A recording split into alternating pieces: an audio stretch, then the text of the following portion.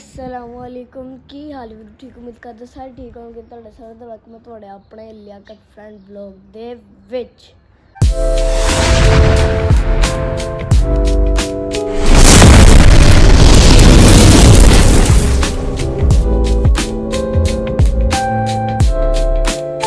तो जनाब सुबह से टाइम है मौसम बड़ा अच्छा है अब आए बदल बाकी सारा साफ इधर साफ रात भाईजान बड़ी बारिश पई सी तो बिजली भी गई सी सारे पौधों मैं कलर किया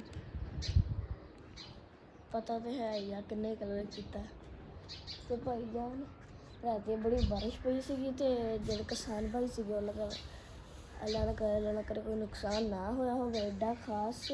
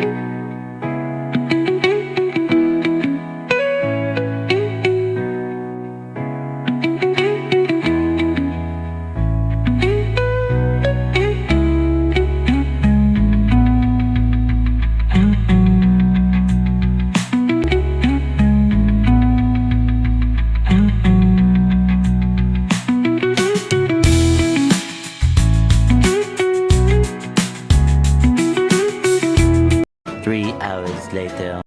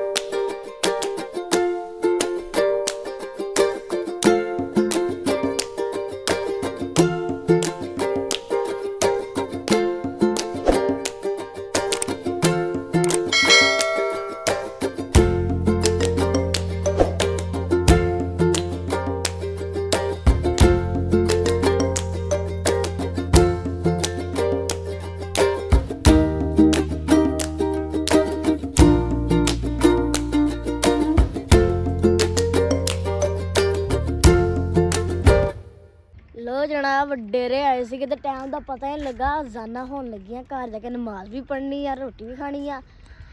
तो अगर तुहानू ये व्लॉग अच्छा लगे तो लाइक शेयर कमेंट सबसक्राइब लाजमी करो